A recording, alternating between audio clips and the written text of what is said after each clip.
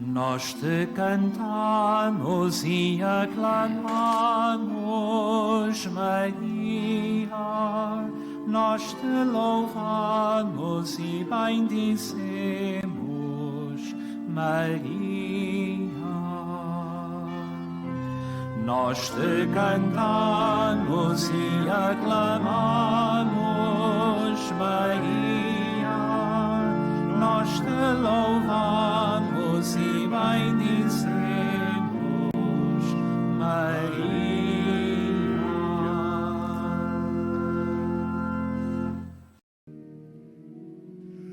O Senhor esteja convosco. Ele está no meio de nós. Evangelho de Nosso Senhor Jesus Cristo, segundo São Mateus. Glória a vós, Senhor.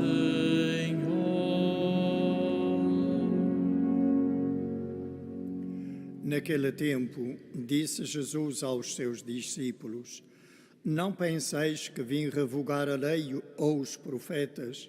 Não vim revogar, mas completar. Em verdade vos digo, antes que passem o céu e a terra, não passará da lei a mais pequena letra ou mais pequeno sinal, sem que tudo se cumpra. Portanto, se alguém transgredir um só destes mandamentos, por mais pequenos que sejam, e ensinar assim aos homens, será o menor no reino dos céus. Mas aquele que os praticar e ensinar, será grande no reino dos céus. Palavra da salvação. Glória a vós, Senhor.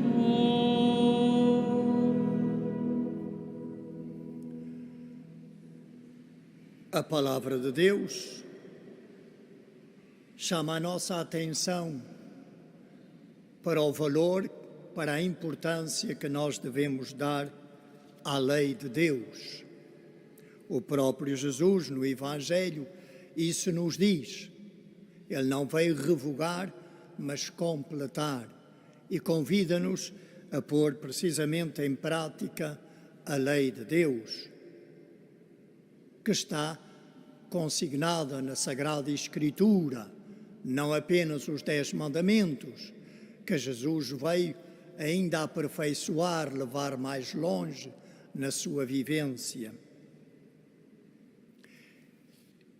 Os mandamentos, a lei de Deus, digamos assim, são-nos dados por Deus para quê? É-nos dito logo no começo da primeira leitura: escuta os preceitos que vos dou a conhecer e põe-nos em prática para que vivais. O objetivo é para que vivais. À semelhança dos sinais de trânsito que são colocados nas estradas, nos nossos caminhos, a lei de Deus visa salvaguardar a nossa vida. Não é uma lei que queira pôr-nos um fardo pesado de levar aos ombros. É uma lei para que nós realmente tenhamos vida, para que vivamos, para que vivais e entreis na posse da terra que Deus vos dá. E a posse da terra que Deus nos dá é o seu reino eterno, é o céu. Então, este é o objetivo. E se nós, quando conduzimos, não respeitamos as leis de trânsito, pomos em perigo a nossa própria integridade física, se não mesmo a nossa vida e a dos outros. Daí que é fundamental nós sabermos obedecer à lei de Deus, cumprir, pô-la em prática. Não basta conhecê-la, é preciso na vida prática vivê-la. além desta razão fundamental para nós acolhermos a palavra de Deus, numa atitude até de gratidão, agradecendo que Ele nos indique os perigos que podemos correr se não vamos por estes caminhos que são os seus. Às vezes pode-nos parecer difícil, e todos talvez tenhamos essa experiência em determinadas circunstâncias, torna-se para nós difícil obedecer à lei de Deus. Precisamos de tomar consciência das razões boas que nós temos para obedecer a Deus. A primeira já está dada, Ele quer garantir-nos a vida, quando nos diz faz assim, não faças assim, mas podemos procurar outras. Primeiro, acreditar no seu amor infinito. Se Ele me ama com um amor infinito, aquilo que Ele me diz só pode ser para o meu bem e nunca para o meu mal. Acreditar que a sua vontade é uma vontade boa. Reparem que a tentação inicial e que permanece ao longo de toda a história humana foi desconfiar da bondade, da vontade de Deus.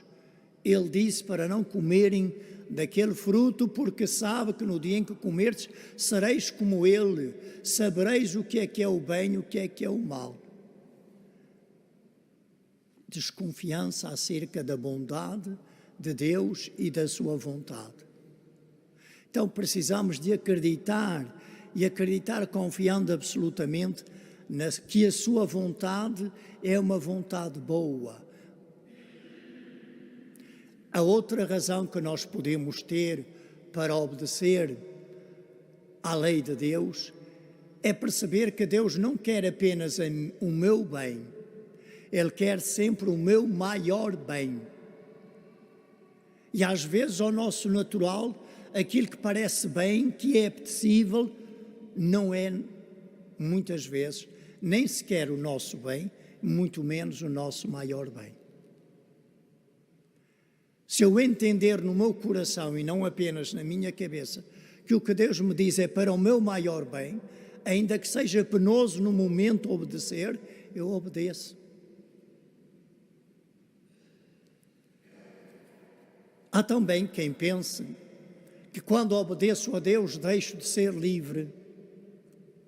Há quem pense que liberdade é fazer aquilo que me apetece, que eu gosto, que me agrada. Mas isso não é liberdade, isso é libertinagem. Se desconfiam do que eu estou a dizer-vos, vão ler a carta de São Paulo aos Gálatas no capítulo 5. No capítulo 5, São Paulo diz claramente, isso é libertinagem. O querer viver ao sabor daquilo que no momento mais nos é apetecível, nos é mais fácil, nos resulta mais agradável, mais cômodo. Quando nós procuramos viver ao sabor das nossas inclinações naturais, entramos por um caminho não de liberdade, mas de libertinagem. A verdadeira liberdade, a máxima liberdade, acontece quando eu obedeço a Deus. A obediência a Deus é o máximo de liberdade que eu possa viver. E porquê? Jesus disse, se acolherdes a minha palavra, e a sua palavra contém a sua lei, ela conduzir-vos-á à verdade, e a verdade vos tornará livres, vos libertará. Então eu sou verdadeiramente livre quando obedeço a Deus. Por duas razões. Primeiro, eu não deixo de ter a vontade. Eu escolho. E o que é que eu escolho? Obedecer a Deus. É um ato livre, é uma escolha que eu faço. Não é uma coisa que me é imposta, é-me proposta por Deus. E eu escolho a proposta que Deus me faz. Sou livre na minha escolha. Mas, ao escolher viver em obediência a Deus, eu torno-me verdadeiramente livre. Porquê? Porque quando eu obedeço a Deus, eu garanto a plenitude da minha vida e da minha felicidade. Eu garanto a plenitude da minha vida e da minha felicidade. E por isso está aqui o máximo da liberdade. No capítulo 6 da Carta aos Romanos, São Paulo chama a atenção para isto. Quando tu te deixas guiar pela lei do pecado, tornas-te escravo do pecado. E o salário do pecado é a morte e a condenação eterna. Mas quando tu escolhes viver sob a ação da graça, deixando-te guiar pela lei de Deus, deixando-te conduzir pelo Espírito Santo, como diz São Paulo no capítulo 5 da Carta aos Gálatas, tu és plenamente feliz e encontras a plenitude da vida. Então, a obediência a Deus é o ato supremo da liberdade do ser humano. Porque é obedecendo que eu torno a minha vida plenamente vida e vida feliz. Se eu tenho todas estas razões para obedecer a Deus, então não é difícil viver a lei de Deus. Pode exigir aqui e ali algum esforço, algum cuidado, algum esquecimento daquelas tendências apetecíveis que estão em mim. Mas eu o torno e ganho, em contrapartida, a alegria de filho de Deus. E começo a viver na liberdade dos filhos de Deus. E na minha vida aparecem os frutos do Espírito Santo, que são amor, alegria, paz, paciência, bondade, longanimidade, mansidão, temperança, misericórdia, castidade e assim por diante. Então, meus irmãos, obedeçamos a Deus, mas obedeçamos com um coração cheio de gratidão e de amor, sabendo que Ele já demonstrou, até ao extremo de dar a vida por mim, por todos os seres humanos, para que eu tenha vida e vida em abundância. Eu vim para que tenham vida e vida em abundância. Digo-vos estas coisas para que a minha alegria esteja em vós e a vossa alegria seja completa. Capítulo 5 de São João, do Evangelho. Então, meus irmãos, obedecer a Deus, obedece-se com amor e gratidão. E é quando nós somos verdadeiramente felizes, livres e vivemos plenamente a vida que Deus tem, desde sempre preparada para todos nós.